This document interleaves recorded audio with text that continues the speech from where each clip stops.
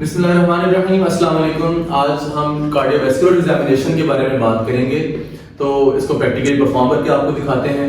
तो कोई भी एग्जामिनेशन परफॉर्म करें तो थोड़ा सा पेशेंट ऑब्जर्व करें कि उसकी फेस को खास तौर पे देखें, हैंड्स और एक जनरल बॉडी की लुक, ताकि आपको कुछ एक जनरल आइडिया मिल सके। फॉर एग्जांपल माइट्रल स्टेनोसिस का पेशेंट होता है तो उसके एक माइट्रल फेशिस, एक पर्टिकुलर फेशिस होते हैं, प्लेथोरिक रेड फेस होता है उसका। तो एनीवेज लेट्स स्टार्ट। दो तरह के तरीकेकार हैं एग्जामिनेशन परफॉर्म करने के, एक यूके बेस्ड एग्जामिनेशन है और एक पाकिस्तानी है। तो यूके बेस्ड में क्या होता है, आप पेरिफेरी से जाते हैं, हाथ से स्टार्ट करते हैं एग्जामिनेशन परफॉर्म करना एंड यू मूव, आप जनरल एग्जामिनेशन पहले करने के बाद आप उस लोकल एग्जामिनेशन की तरफ जाते हैं। लेकिन हम पाकिस्तान के अंदर जो है वो पहले जो लोकल एग्जामिनेशन वो परफॉर्म करते हैं, जैसे प्रिकॉर्डियम को एग्जामिन पहले करेंगे, उसके बाद रेलेवेंट एग्जामिनेशन हम करेंगे। तो अस्सलाम वालेकुम, मेरा नाम डॉक्टर अमार है और आपकी छाती का कुछ मुआयना करना है हमने। तो कोई अगर तकलीफ वगैरह हो तो आप दौरान मुआयना हमें बता सकते हैं, ठीक है जी। तो इसको जरा ओपन कर लेंगे आप, ठीक है। तो ideally we should remove the shirt, ठीक है जी। So first of all inspect करना है। इंस्पेक्शन के दौरान एक खास पॉइंट याद रखें कि आपने यहाँ पर एक क्लोजली देखना है कि मिड लाइन स्टेनोटॉमी स्कार तो नहीं है। कभी कभार जो है ना वो पुराना स्कार होता है और वो शेड ऑफ हो रहा होता है, नजर नहीं आता प्रॉपर्ली, तो आप उसको क्लोजली देखना पड़ता है। तो अगर यहाँ पर मिड लाइन स्कार मिलेगा तो what you have to do, you have to look for harvesting scar over here. Harvesting scar क्या होता है, अगर पेशेंट का कैबेज हुआ है कोरोनरी आर्टरी बाईपास ग्राफ्ट, तो उसके अंदर ग्राफ्ट जो है वो सेफेनस वेन से लिया जाता है। तो अगर यहाँ पर स्कार के साथ साथ लेग के ऊपर भी स्कार आपको मिले तो शोज के पेशेंट का बाईपास हुआ है, और आपको स्कार वहां पर ना मिले तो दैट मींस कि पेशेंट का कोई मे बी वैल्व सर्जरी हुई है। सेकंड पॉसिबिलिटी ये हो सकती है कि मेल पेशेंट के अंदर इंटरनल मेमोरी आर्टरी, जो कि एक रूडिमेंट्री आर्टरी है, उसका ग्राफ्ट लेके यूज किया गया हो, that is again a bypass operation. Second important चीज आपने ये देखनी है कि एपेक्स का जो एरिया है, वेंट्रिकल का जो एरिया है, जो कि एपेक्स बीट का एरिया, वहां पर कोई पल्सेशंस तो नहीं है, ठीक है। यहाँ पर अगर कोई पल्सेशंस, कोई ऑब्वियस पल्सेशंस नजर आ रही हैं, जिसको हम हाइपरडायनामिक रिकॉर्डियम कह सकते हैं, लेफ्ट वेंट्रिकुलर हीव कह सकते हैं, जो कि पल्पेशन में फील होती है, तो अगर ऐसी विजिबल पल्सेशंस हैं तो उसको जरूर नोट करें, जरूर नोट करें। यहाँ पर साइलेंट है, कोई पल्सेशंस नहीं है, तो इसका मतलब कुछ और है, ठीक है। So we will start with this inspection. हमने इंस्पेक्ट किया, कोई पल्सेशन में नजर नहीं आई, तो फिर आपने क्या करना है, यहाँ पर थर्ड, फोर्थ, फिफ्थ और सिक्स्थ इंटरकॉस्टल स्पेस के अंदर हम अपने फिंगर्स को फिक्स करेंगे लेफ्ट साइड पे, और एपेक्स बीट को फील करेंगे कि कौन सा किस जगह पे हमें पल्सेशंस फील हो रही हैं, ठीक है। तो आई can feel the pulsations over here. तो इसको हम यहां से काउंट करेंगे, जो angle of Louis, sternal angle इसको कहते हैं। यहाँ पर सेकंड इंटरकॉस्टल स्पेस है, फिर थर्ड, फिर fourth, and this is fifth intercostal space. Medial to mid clavicular line I can feel the apex beat. अगर किसी का पेशेंट का एपी डायमीटर ज्यादा है, बैरल शेप चेस्ट जिसको कहा जाता है, तो अगर ऐसा है तो आप उस दौरान पेशेंट को लेफ्ट लेटरल करा के भी एपेक्स बीट को फील करने की कोशिश कर सकते हैं, क्योंकि लेफ्ट लेटरल कराने से हार्ट जो है वो चेस्ट वॉल के थोड़ा करीब आ जाता है, तो एपेक्स बीट पैल्पेट हो सकती है।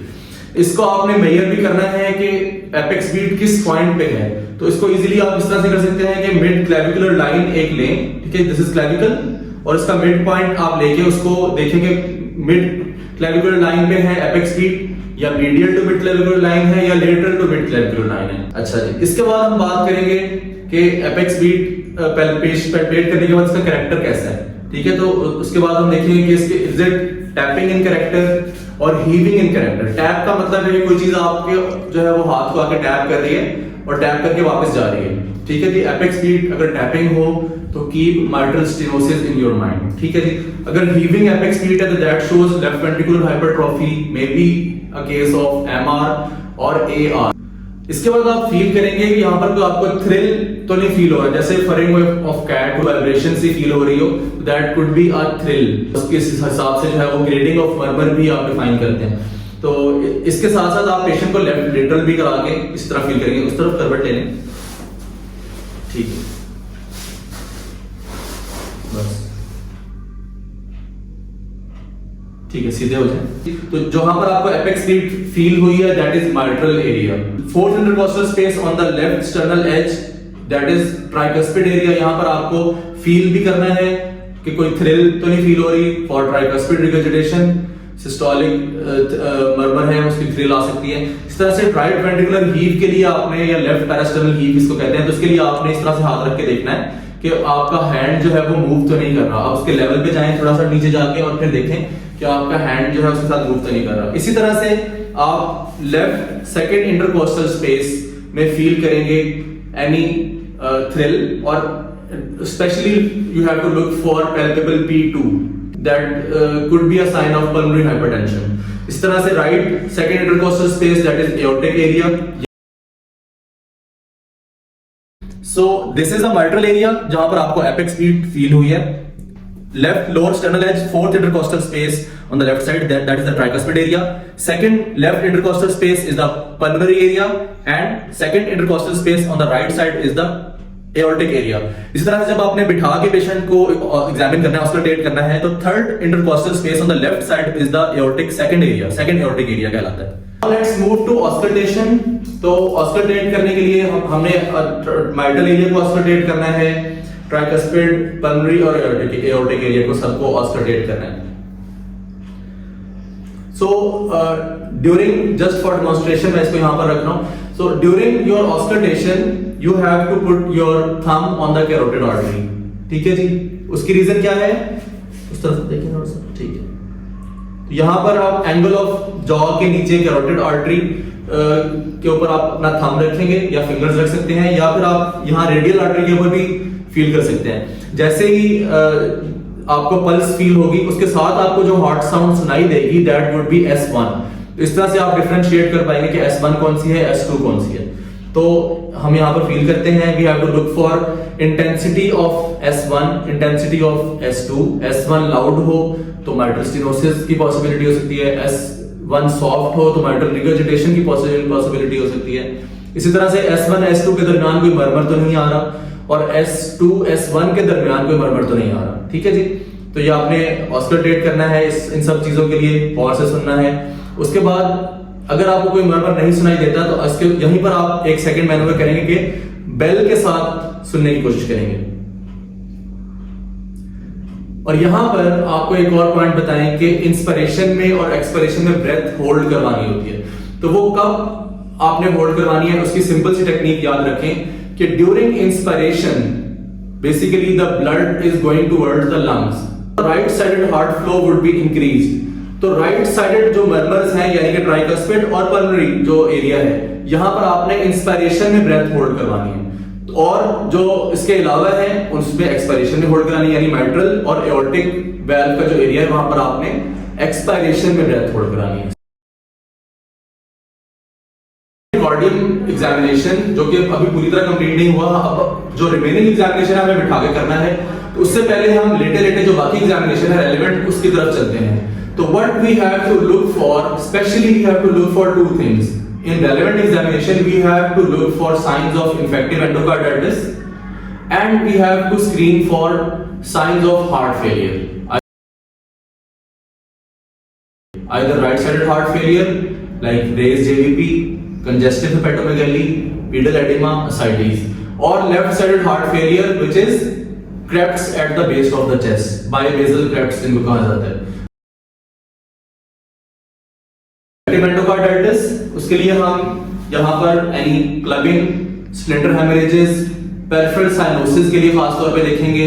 उसके अलावा हम पल्स की तरफ चले जाएंगे, पल्स और radial delay, radio femoral delay. उसके बाद हम एग्जामिनर से उनको बता सकते हैं कि we have to check for the blood pressure in both arms.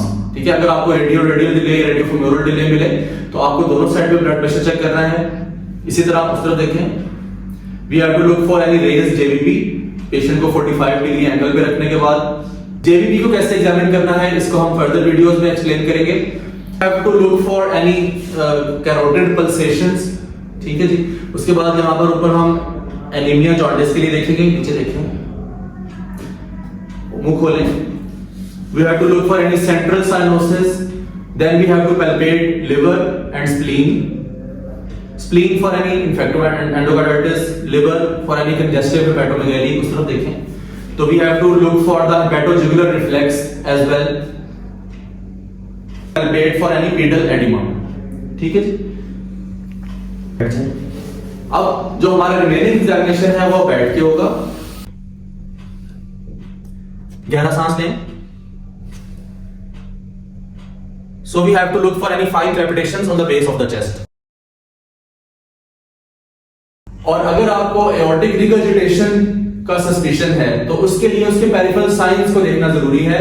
That would be pulsations at the nail beds. You have to look for water hammer pulse, जिसको कोलैप्सिंग पल्स भी कहते हैं। उसका तरीका भी आपको करके बता देते हैं कि आप अपने इस पार्ट से जो है वो हैंड के इस पार्ट से यहां पर आप पेशेंट की रेडियल पल्स फील करेंगे और अपनी ग्रिप को लूज करना शुरू कर दें। इसको इतना लूज कर दें कि आपको पल्स फील होना बंद हो जाए। ठीक है, अब आपने इतना लूज कर दिया, मुझे फील नहीं हो रही पल्स, तो अब मैं इस हाथ के साथ पेशेंट का आर्म एलिवेट करूंगा। कंधे में दर्द तो नहीं है? कंधे में दर्द तो नहीं? ठीक है। तो अब जब मैं इसको एलिवेट करूंगा तो अगर ये पल्स मुझे दोबारा फील होना शुरू हो जाए, यानी कि उसका प्रेशर बढ़ गया है, तो that is water hammer pulse और कोलैप्सिंग। ब्लड प्रेशर जो कि वाइड पल्स प्रेशर मिलेगा, यानी कि सिस्टोलिक और डायस्टोलिक के दरमियान जो डिफरेंस है that would be more than the diastolic blood pressure. इसके अलावा उस तरफ देखें तो we have to look for any dancing carotid, जिसको कॉरिगन साइन कहते हैं। कैरोटिड आर्टरी पल्सेशंस मिलती हैं। पेशेंट बैठा होगा तो हेड नॉडिंग मिल सकती है। इस तरह से यूवुला के ऊपर पल्सेशन मिल सकती है। स्टेथोस्कोप आपको फीमोरल आर्टरी पे रखना है और फीमोरल आर्टरी पे any pistol shot murmur you have to look for. यहां जरा मैं चेक करूंगा। ठीक है, तो यहां पर हमने रख के पिस्टल शॉट मर्मर के लिए सुनना है। So now we will examine the second aortic area, that is third intercostal space on the left side in sitting position.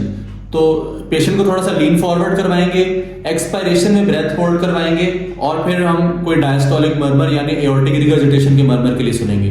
गहरा सांस लें, बाहर निकाल के रोक लें।